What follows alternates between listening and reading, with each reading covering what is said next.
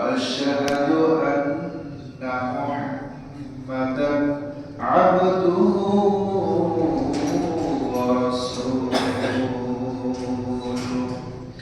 أما بعد فإن خير الحديث كتاب الله وخير الهدى هدى محمد وشر الأمور محدثاتها وكل محدثة بدعة وكل بدعة ضلالة وكل ضلالة في النار. يا أيها الناس اتقوا ربكم الذي خلقكم من نفس واحدة وخلق منها زوجها وبث منهما رجالا كثيرا ونساء واتقوا الله الذي تساءلون به والأرحام إن الله كان عليكم رقيبا. يا أيها الذين آمنوا اتقوا الله وقولوا قولا سديدا يصلح لكم أعمالكم ويغفر لكم ذنوبكم ومن يطيع الله ورسوله فقد فاز فوزا عظيما. يا أيها الذين آمنوا اتقوا الله حق تقاته ولا تموتن إلا وأنتم مسلمون.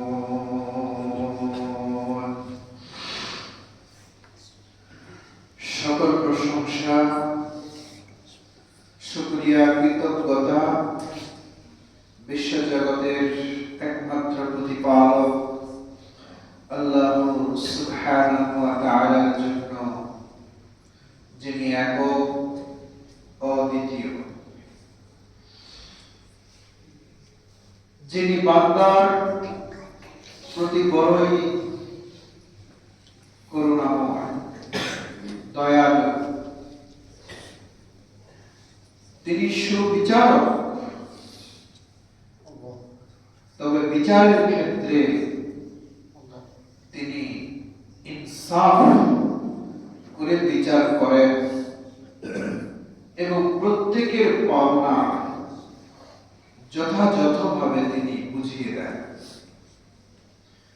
যার কাছে দোয়া করে কেউ বঞ্চিত হয় না, যার রহমত থেকে কেউ নিরাশ হয় না, সে আল্লাহ সুবহানাহু ওয়া তাআলার জন্য আমরা প্রাণ খুলে শুকরিয়া আদায় করি। আলহামদুলিল্লাহ। দরুদ সালাম প্রিয় নবী মুহাম্মদুর রাসূলুল্লাহ সাল্লাল্লাহু আলাইহি ওয়াসাল্লাম সাল্লাল্লাহু আলাইহি ওয়াসাল্লাম। সম্মানিত উপস্থিত প্রিয় মুসল্লি, আল্লাহ সুবহানাহু ওয়া তাআলা বান্দা হিসেবে আমরা যারা দুনিয়াতে আছি, মানুষ হিসেবে আমাদের ভিতরে নেকি এবং পাপ দু ধরনের আমলের সফটওয়্যার আছে। দু ধরনের আমলের প্রবণতা রয়েছে। সামর্থ্য রয়েছে, আমরা নেকি করি, আমাদের দ্বারা আবার পাপ হয়। যদিও আল্লাহ সুবহানাহু ওয়া তাআলা পাপ করার জন্য বান্দাকে পাঠান নাই, দুনিয়াতে পাঠিয়েছেন ইন্নী জাইলুন ফিল আরদি খলিফা, আমি দুনিয়াতে আমার পরবর্তী প্রজন্ম উত্তরসূরি পাঠিয়েছি। আমরা অনুবাদ করি যে আমরা দুনিয়াতে, আল্লাহ বলেন যে ইন্নী জাইলুন ফিল আরদি খলিফা, আমি প্রতিনিধি পাঠিয়েছি। কথাটা অনুবাদটা এরকম নয় বলে আমি জানি। অনুবাদটা হলো আমি পরবর্তী প্রজন্মকে পাঠিয়েছি, মানে আগে জিন ছিল, জিনেদের পরে দুনিয়াতে আল্লাহ পরবর্তীতে কাকে পাঠালেন? মানুষ। এই পরবর্তী যাদেরকে পাঠানো হয় এদেরকে বলা হয় খালাফ। এই কারণে আপনারা দেখবেন যে নবী সাল্লাল্লাহু আলাইহি ওয়াসাল্লামের মৃত্যুর পরে যারা ইসলামী ইমারতে মুসলিমদের কর্তৃত্ব করেছিলেন, শাসন করেছিলেন, তাদেরকে কিন্তু বলা হয় খলিফা। খলিফা কেন? নবী গেছেন, তারপরে এনারা সেই দায়িত্ব প্রাপ্ত। তো জিনেরা এদেরকে রব্বুল আলামিন দুনিয়াতে পাঠিয়েছেন। এরপরে আরেকটা প্রজন্ম আসলো, আরেকটা সৃষ্টি আসলো পরবর্তীতে আল্লাহর ইবাদতের দায়িত্ব নিয়ে। আল্লাহ তার ইবাদতের দায়িত্ব দিয়ে পাঠালেন একটি পরবর্তী আরেকটি সৃষ্টি। এই পরবর্তী দায়িত্বপ্রাপ্ত ব্যক্তি হচ্ছে মানুষ। ইন্নী জাইলুন ফিল আরদি খলিফা, আমি দুনিয়াতে খলিফা পাঠিয়েছি। খলিফা বলতে কি? পরবর্তী দায়িত্বপ্রাপ্ত ব্যক্তি। এখন এইটার আমরা অনেক সময় অনুবাদ করি প্রতিনিধি। এই প্রতিনিধি আবার অনুবাদ করতে যে কি হয়ে গেছে যে আল্লাহর প্রতিনিধি। আল্লাহ এইভাবে অনুবাদ গুলো এলোমেলো হয়ে গেছে। আল্লাহর কি প্রতিনিধি হয়? আল্লাহ কিসের প্রতিনিধি? আল্লাহ তো একক, তার কি প্রতিনিধি? তার ইবাদত করার জন্য যে সৃষ্টি, এই পরবর্তী সৃষ্টি, জিনের পরে সৃষ্টি হচ্ছে ইনসান। এই জন্য ইনসানকে বলা হয় খলিফা, মানে পরবর্তী দায়িত্ব প্রাপ্ত জাতি, পরবর্তী দায়িত্ব প্রাপ্ত সৃষ্টি।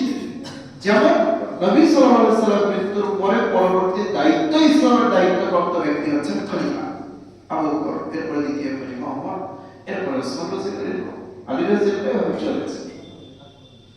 তো এখানে একটু এলোমেলো হয়ে গেছে। মুফাসসিরদেরকে বলবো যে খলিফা মানে প্রতিনিধি। কার প্রতিনিধি? আল্লাহর প্রতিনিধি। এই যে অনুবাদটা আল্লাহর প্রতিনিধি, মানে এইটা আপনাদেরকে কিন্তু বুঝতে হবে এবং বুঝাতে হবে যে অনুবাদটা কি সঠিক হচ্ছে, তাফসীরটা কি সঠিক হচ্ছে। খলিফা কেন বলা?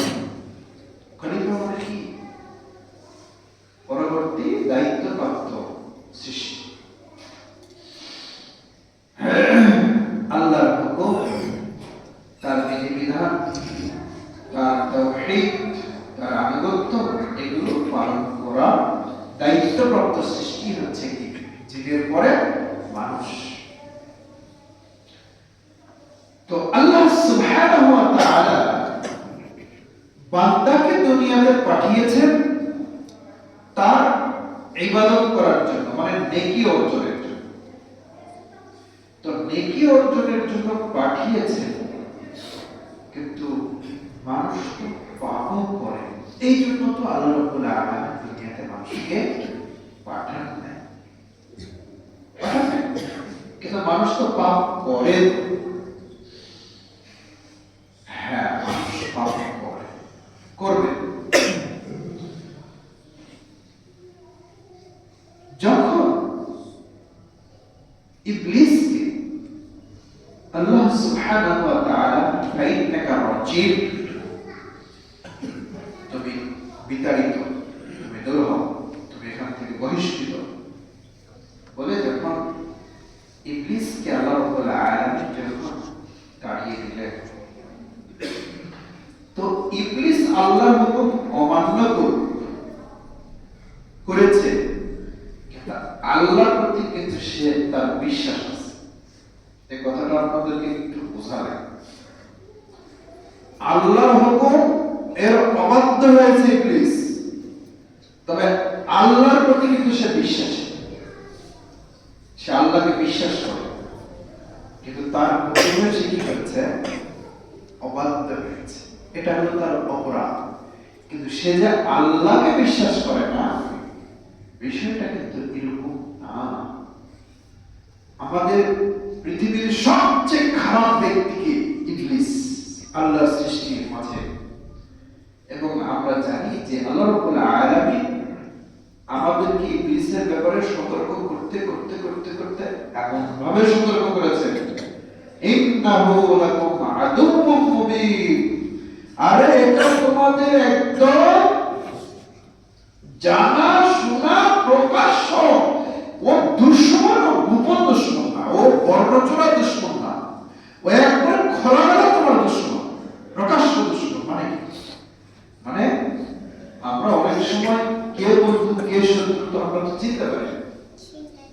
এই যে বাংলাদেশের একজন ক্ষণজন্ম একজন পুরুষ,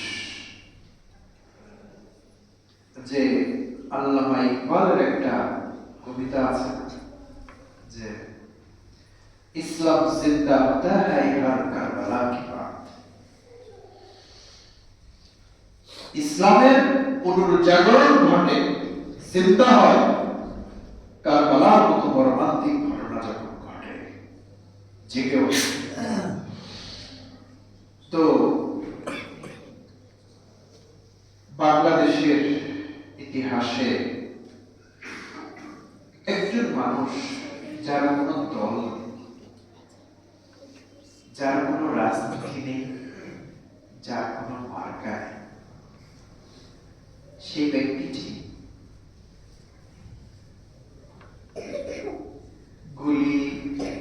তাকে গুলি করা শরীফ উসমান বিন হাদি। তার আশেপাশে শত্রু ছিল, কিসের শত্রু সেজে নাকি? তো শত্রু যেগুলো আপনি তো সাবধান থাকবেন। তো আল্লাহ সুবহানাহু ওয়া তাআলা শয়তানের ব্যাপারে মানুষকে কি বলেছেন? এটা তোমাদের একদম পরিষ্কার, এটা শত্রু, শয়তান তোমাদের শত্রু, শয়তান তোমাদের শত্রু। আল্লাহ যে কত জায়গায় বলেছে।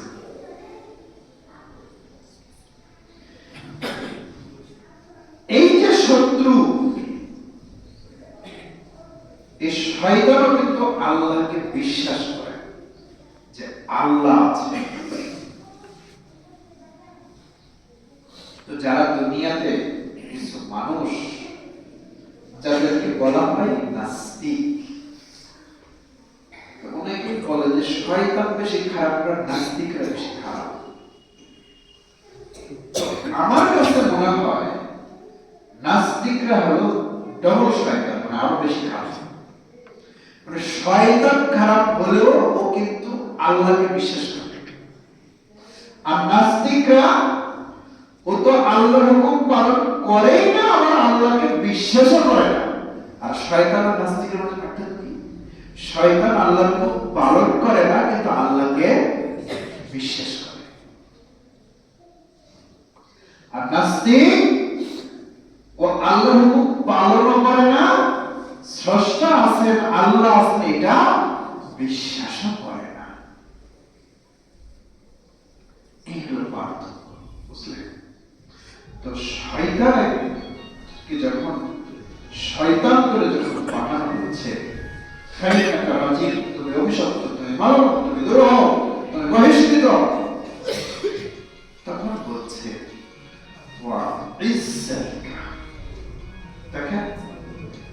শয়তান বলছে কি ওয়া ইজ্জাতিকা, ইজ্জাতিকা মানে বুঝছেন কি আল্লাহ তোমার ইজ্জতের কসম খেয়ে বলছে। কার ইজ্জতের কসম খেয়ে বলছে? ও আল্লাহকে মানে আমি এই কথাটা বলতে চাচ্ছি।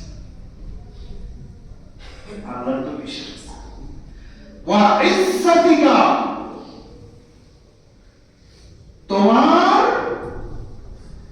ইজ্জত তোমার সম্মানের কসম। কার নামে কসম? আল্লাহর ইজ্জতের কসম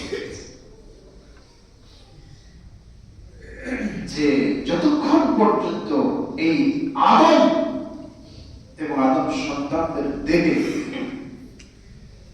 আর ওয়াহু ফি আজসামিহিম, তাদের শরীরে যতক্ষণ পর্যন্ত রূহ থাকবে ততক্ষণ পর্যন্ত আমি তাদেরকে পথভ্রষ্ট করব, তোমার ইজ্জতের প্রশংসা করে তাদেরকে আমি পথভ্রষ্ট করব। পথভ্রষ্ট মানে বুঝতে পারছেন? মানে আল্লাহ দুনিয়াতে কিছু না আপনাকে আমাকে পাঠাইছেন নেকির জন্য, পাপ হয় না তো পাপ কাজ তো শয়তান করাবে। এটা শয়তান কার নামে কসম করেছে? আল্লাহ আবার দুইটা বিষয়ে কসম খাচ্ছে, ওয়া ইজ্জতি ওয়া জালালি, তুমি আমার ইজ্জতের কসম খেয়েছ। এবার আল্লাহ বলেন ওয়া ইজ্জতি ওয়া জালালি, আমার সম্মান, আল্লাহ নিজে বলেন আমার সম্মান এবং আমার মর্যাদা, জালাল মানে মর্যাদা মহত্ব, আমার সম্মান এবং মর্যাদার কসম খেয়ে আমি বলছি আমার বান্দারা যতক্ষণ পর্যন্ত আমার কাছে ক্ষমা চাইবে আমি তাদেরকে ক্ষমা করতে থাকবো। পাপ করাই আমি ক্ষমা করতে থাকবো। ডাবল কসম খেয়ে আল্লাহ চ্যালেঞ্জ দেবেন আমার বান্দারা যতক্ষণ পর্যন্ত আমার কাছে ক্ষমা চাইবে আমি ক্ষমা করতে থাকবো। তুমি পাপ করাই প্রিয় সুধী, আল্লাহর এই আশার কথা শুনে দুনিয়াতে আমরা যারা মানুষ পাপী, আমরা দেখেন এটা কেউ বলবেন না যে আমার পাপ নাই। আমি খুতবা দিচ্ছি, আপনি শুনছেন, কেউ হজ করে এসেছি, যাকাত দিই, তাহাজ্জুদ গুজারি মানুষ, আমাদের অনেক দেখি আছে, কিন্তু আমাদের পাপ নাই এটা বলা যাবে না। আমাদের পাপ আছে।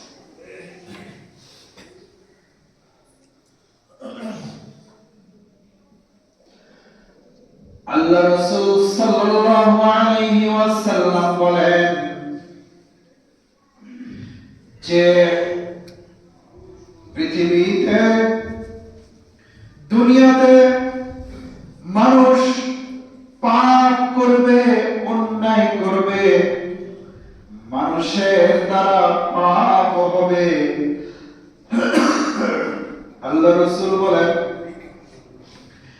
আল্লাহ বলেছেন পাপ করতে করতে মানুষ এত পাপ করে ফেলেছে, পাপের উপরে পাপ জমা হয়েছে, তার উপরে পাপ জমা হয়েছে। এইরকম করে আমরা যেরকম কোনো কিছু জিনিস জমা করি, একটার পর একটা যখন জমা করতে করতে অনেক উঁচু হয়ে যায়। কত উঁচু হয়, কত দূর বলতে পারবে? আমরা দুনিয়াতে কোনো জিনিস, আলু হোক, ধান হোক, কম্বল হোক, কোনো জিনিস জমা করতে করতে কতখানি উঁচা করতে পারবে? কত কত কত উঁচা করতে পারবে? কত দূর? আকাশ পর্যন্ত তো বুঝতে পারবেন। আপনি কি দিয়ে অযত পর্যন্ত উঠাবেন? এখন কিছু বহুতল ভবন হচ্ছে, অনেক কিছু, সেগুলোরও তো একটা লিমিটেশন আছে, কত দূর যাবে। আল্লাহ রাসূল বলেন, আমার বান্দারা যদি পাপ করতে করতে তাদের পাপগুলো যদি পাপের উপরে পাপ, তার উপরে পাপ, তার উপরে পাপ, এই করতে করতে যদি আসমান মেঘমালা যদি ভেদ করে যদি তাদের পাপের পাহাড়টা যদি উঁচু হয়ে যায়, আর আমার কাছে যদি তওবা করে, আমি আমার বান্দাকে আসমান সমপরিমাণ ওই মেঘ পার হয়ে গেছে যে পাপ, আমি ওই পুরোটা পাপ ক্ষমা করে দেই। লা উবালি, এইটা আমি ক্ষমা করে দেই। আমি কারো দিকে তাকাই না কে কি মনে করেছে, কে ভালো মনে করলো, কে মন্দ মনে করলো, কে আগে আছে কে ডানে আছে। দুনিয়াতে আমরা কোনো কাজ করতে চাইলে ডানে ভাবি, পিছনে ভাবি, আমি এই কাজটা ভালো কাজ করতে যাচ্ছি। অনেক সময় দেখবেন যে ভালো কাজ করতে গেলেও আমাদের চিন্তা করতে হয়, চিন্তা করতে হয় না? মনে করেন যে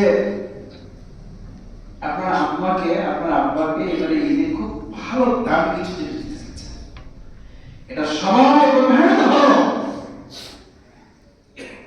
কিন্তু হতভাগা মুসলমান অনেক অভিশপ্ত পরিবার রয়েছে, ওটা না আগে চিন্তা করা লাগে বইয়ে ও আবার কিছু মনে করছে না,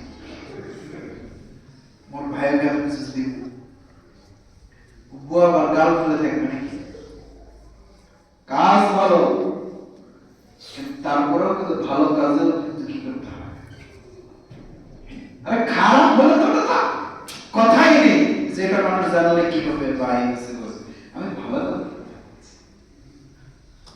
অনেক সময় ভালো কাজ করতে গেলেও আপনাকে আমি কি করতে হবে ভালো লাগে। আল্লাহ রাব্বুল আলামিনের বক্তব্য যে আল্লাহ রাসূল বলেছেন, যে আল্লাহ বলেন লা উবালি, আমার কোনো ভাবনা নেই, আমার কোনো তাকাতাকি নেই, আমার কোনো পরোয়া নেই, আমার বান্দার আমি আসমান সমপরিমাণ পাপকে ক্ষমা করে দেব, আমার কোনো দিকে ভাবতে হবে না। আমি কেন, তিনি যে এরপরে তিনি বলেন, তুমি পাপ এখানে করেছো, এই উপরে জায়গা হয় নাই, আবার পিছনে আরেকটা শাড়ি করেছো, শাড়ি করতে করতে ওই দিকে চলে গেছে পৃথিবীর শেষ মাথা, এই দিকে জায়গা শেষ, আর পাপ হয়েছে, রাখার জায়গা নেই, আবার এই দিকে শুরু করেছে, এই দিকে শেষ, আবার পূর্ব দিকে বিছাতে শুরু করেছে, পূর্ব দিকে শেষ, পশ্চিম দিকে বিছাতে শুরু করেছিল, পশ্চিম দিকেও শেষ। দুনিয়া শুদ্ধ তুমি পাপ কাজ করেছো বান্দা, দুনিয়া শুদ্ধ তোমার পাপ আর পাপ, জমিন ভর্তি তোমার পাপ হয়েছে।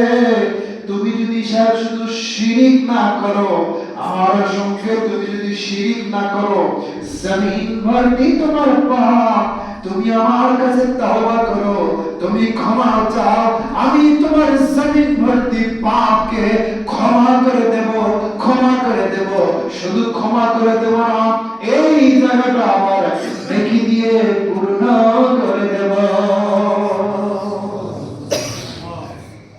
এটা হলো আপনার আমার রব,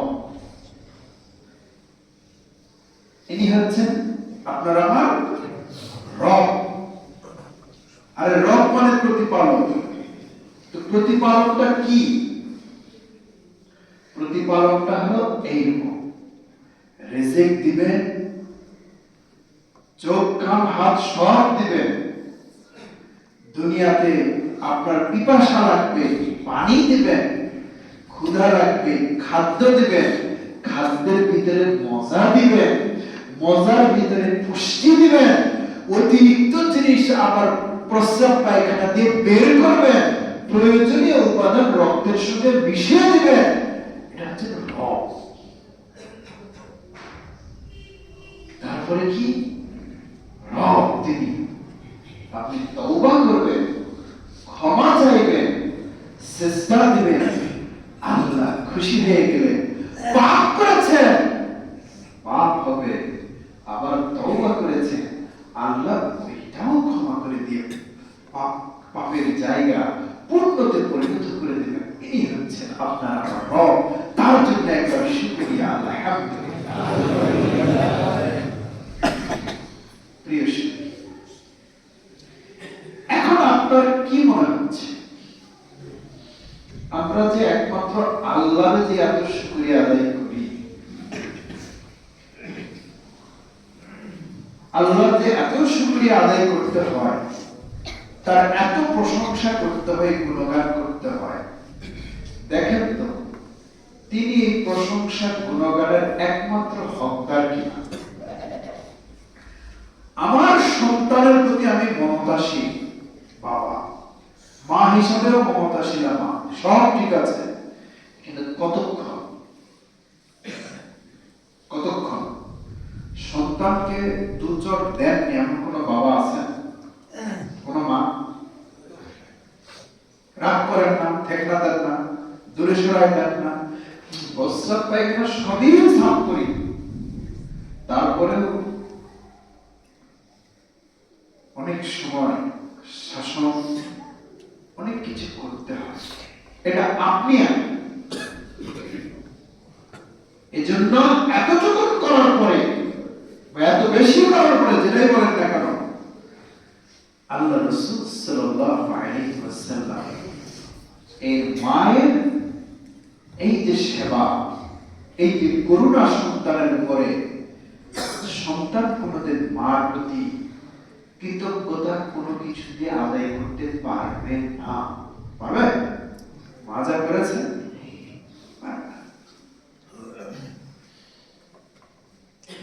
এই জন্য আল জান্নাতু তাহতা আকদামিল উম্মাহাত, সন্তানের জন্য জান্নাত কোথায়?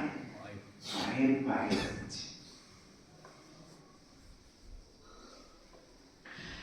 এই জন্য এই দুনিয়ার বুকে এই কাজগুলো মা যত্ন করেন। মা দুধপান করান, মা গর্ভে ধারণ করেছে, মা 5 বছর পর্যন্ত আলাদা যত্ন নিছে। এরপরে আস্তে আস্তে বাচ্চা যখন বাথরুম সারা শিখে যায়, মা আস্তে আস্তে দায়িত্ব ছেড়ে দেয়। যখন কাপড় কাচা শিখে যায় তখন দায়িত্ব ছেড়ে দেয়। স্কুলে যখন একা যেতে পারে না তখন দায়িত্ব নেই। যখন বুঝতে পারে আমার ছেলেটা স্কুলে একাকি যেতে পারবে, দায়িত্ব ছেড়ে দেয়।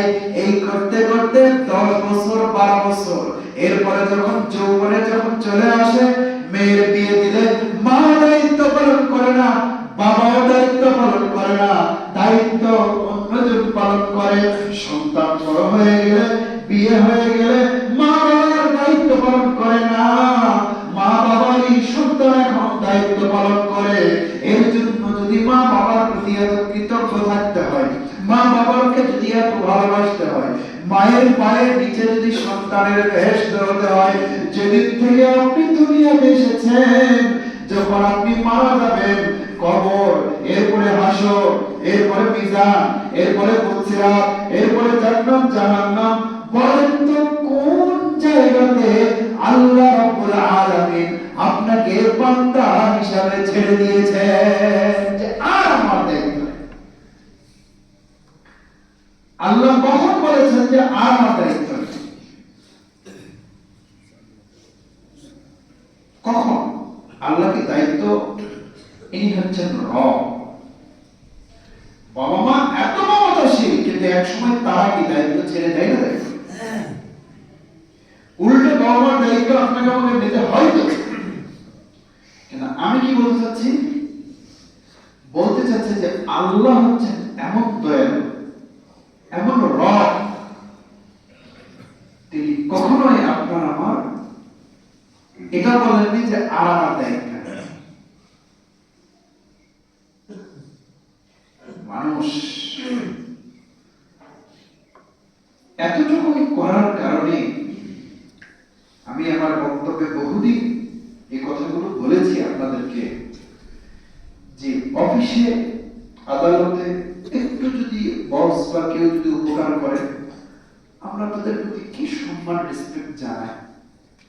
চেয়ারম্যান মেম্বার এতে যদি একটু আমাদের কিছু কাজ করে দেয়, তাহলে তাদের প্রতি কি সম্মান আমাদের। একটা কাজ করে দিয়েছে, এরপরে যা বলে তাই শুনতে হবে।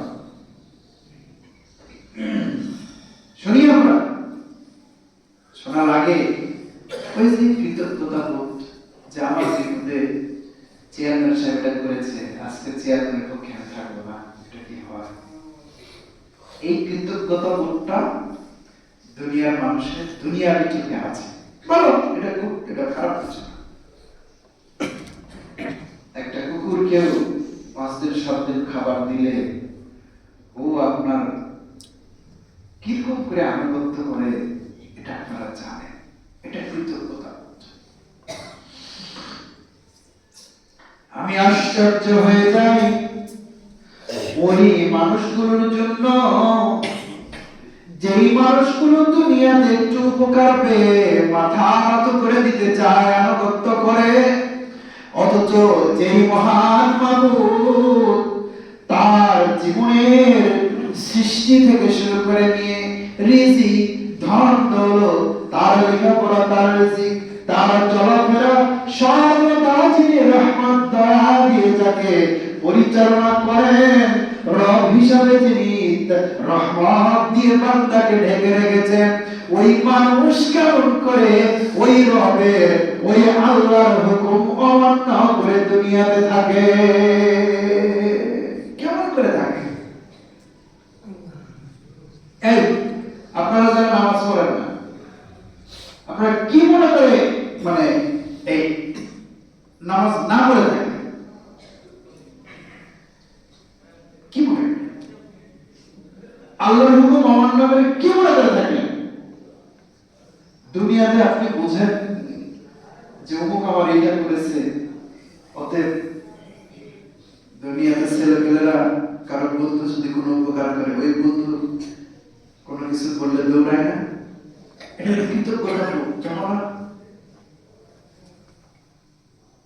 কিন্তু মানুষ সব বুঝছে, কিন্তু শুধু চিনতে পারে না, বোঝে না রব্বুল আলামিন কত বড় দয়াশীল। তোমার যে বন্ধুটা, ওইটা কার?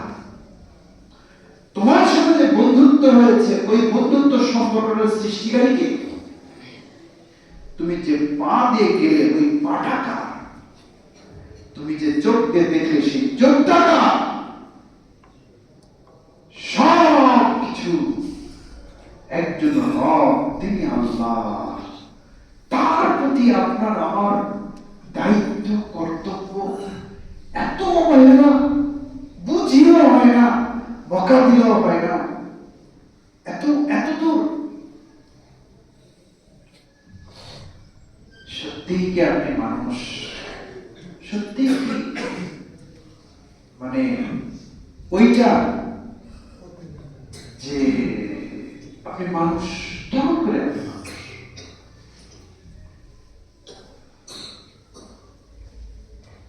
শয়তান যদি বেনামাজি না হতো, শয়তান কিনে ভাই মিনাল জিন্নাতি ওয়ান নাস। শয়তান যদি বেনামাজি, যদি শয়তান না হয়, তো শয়তান কি? আমার কথাটা এখন বুঝতে পারেন, তো শয়তান তো ইবলিস। শয়তান তো ইবলিস। শয়তান ইবলিস, এটা ঠিক আছে, কিন্তু শয়তানের তো আরো তো একটা টিম আছে, গ্রুপ আছে। এগুলো শয়তানের দলভুক্তকেও শয়তান বলা হয়। শয়তানের যারা দলভুক্ত, তাদেরকে কি বলা হয়? শয়তান বলা হয়। এই দেখেন একটা হাদিস, যে তোমার নামাজের সামনে দিয়ে, নামাজের সামনে দিয়ে যাওয়াটা বড় গুনাহ। কত বড় গুনাহ? যদি কেউ জানতো যে নামাজি ব্যক্তির সামনে দিয়ে যাওয়া কত বড় গুনাহ, তো 40 দিন বা 40 বছর ধরে যদি দাঁড়িয়ে থাকতো, তো দাঁড়িয়ে থাকতো, তারপর নামাজের সামনে দিয়েও যেত। এত বড় গুনাহ। তো রাসূল সাল্লাল্লাহু আলাইহি ওয়াসাল্লাম বলেন যে নামাজের সামনে দিয়ে কেউ গেলে তুমি ওকে হাত দিয়ে আটকে দাও। তুমি তো হাত বাঁধেছিলে, হাত বাঁধা থাক, ওকে আটকাও, এই হাত দিয়ে আটকাতে হবে। দিকে বাম হাত দেবে, আটটা দেবে। এখানে একটু ছোটখাটো মাসালা বলে নিয়ে আগেও বলেছি যে মুসল্লিদের সামনে দিয়ে যাওয়া যাবে না, মানে কত দূর? ওই পিছনের কাতারে 8 নম্বর কাতারে একজন আছে, এখন আপনি এই দিক দিয়ে যাচ্ছেন, এটাও কি মুসল্লির সামনে? এই সামনেটা কত? এটা সামনেটা হলো আপনার যে সিজদা, আপনার যে জায়গাটা, যতক্ষণ এরিয়া নিয়ে নামাজে আপনার লাগে, এইটা হলো আপনার এর ভিতর থেকেও যেতে পারে। ওখানে একজন নামাজ পড়তেছে, আপনি সামনের কাতার 2 কাতার বা 3 কাতার সামনে দিয়ে যেতেই পারেন, ওটাতে সূত্র লঙ্ঘন হয় না। কথাটা কি বোঝা গেল? 2-3 কাতার সামনে দিয়ে যাওয়া যেতে পারে, কিন্তু কোন দিকে যাওয়া যাবে না? নামাজি ব্যক্তি যেখানে দাঁড়িয়ে আছে তার যতটুকু জায়গা, ওই ভিতর দিয়ে কি করা যাবে? এবং গেলে ওকে হাতে বাধা দিতে হবে। হাতে বাধাটা কখন দেবেন? আপনি যদি 3 কাতার সামনে দিয়ে যদি কেউ যায়, ওখান থেকে দৌড়ে আসে বাধা দিতে দেখি, বাধা দেওয়ার তো একটা সীমা আছে, মানে হাদিসগুলো বুঝতে হবে যে কতদূর পর্যন্ত তার সীমা। একটা হাদিস পড়ে তো হয় না, সীমা হয়ে মানে আপনি 2 কাতার বা 3 কাতার সামনে দিয়ে আপনি কি করতে পারেন? যেতে পারেন, ওর সামনে যাওয়া। আল্লাহ রাসূল বলেন ওকে হাত দিয়ে বাধা দাও। কেন? যাকা শয়তান। আচ্ছা বলেন তো, মসজিদে কি শয়তান আসছে না নামাজে আসছে? হ্যাঁ, মসজিদে শয়তান আসছে না নামাজে আসছে?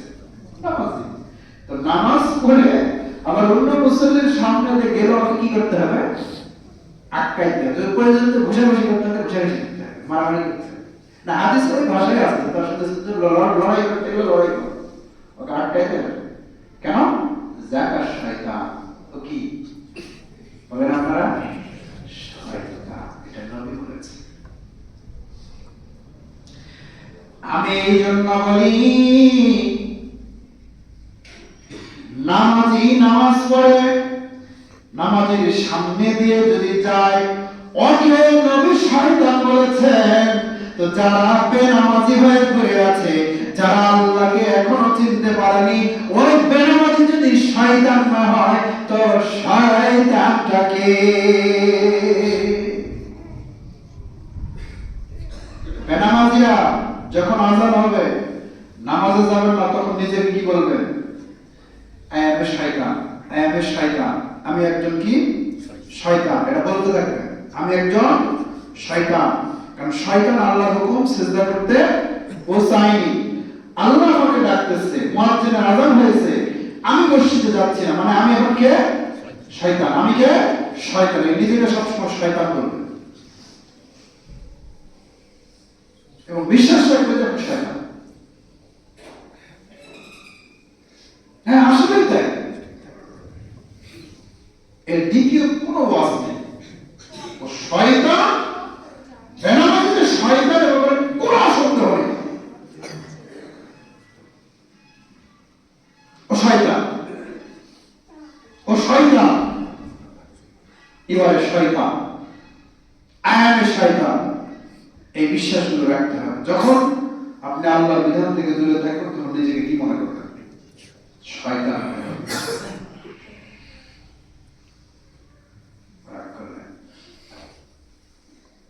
সমস্যা কি? আমার উপর রাগ করে আমি গর্বিত করেছি, আমার উপর রাগ করে ভাই আপনি তওবা করে নামাজটা ধরেন, আমার উপর রাগ থাক, আপনি নামাজটা ধরেন, হয়ে গেল।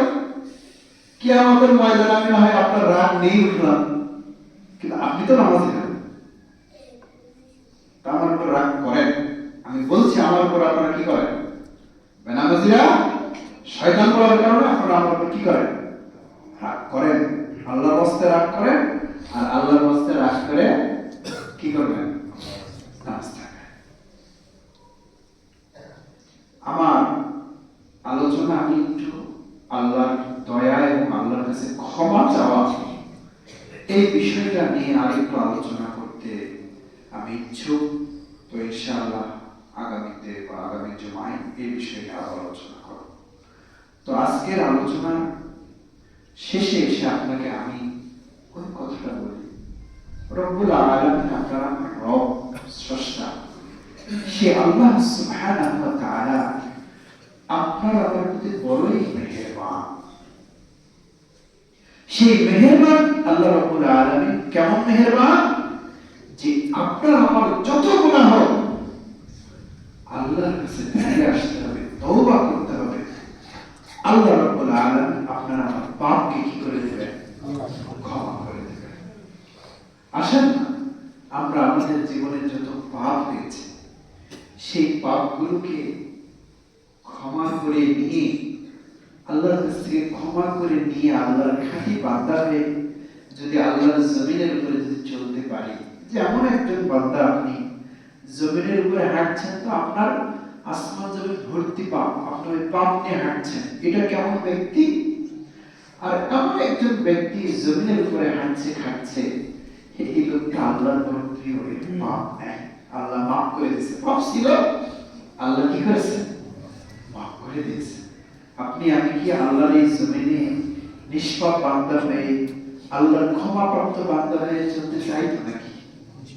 তাহলে আল্লাহর কাছে আমাদেরকে তওবা করতে হবে, আল্লাহর কাছে ক্ষমা চাইতে হবে। আল্লাহ আমাদের সবাইকে